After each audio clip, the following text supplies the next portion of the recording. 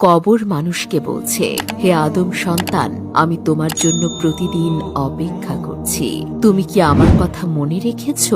একটু শোনো, আমার ভেতরে অন্ধকার, আমার জন্য নামাজের আলো নিয়ে এসো। আমার ভেতরে ভয়, আমার জন্য কোরআন তেলাওয়াত করে শোনাও।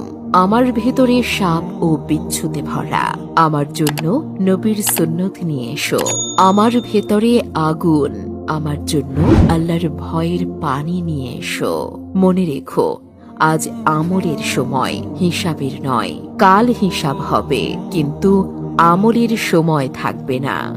বন্ধুরা, এই ভিডিওটি আপনার সব বন্ধুদের সাথে শেয়ার করুন। কে জানে, হয়তো আপনার একটা শেয়ারের মাধ্যমে কেউ সঠিক পথে ফিরে আসবে। জাযাকাল্লাহু খায়রান।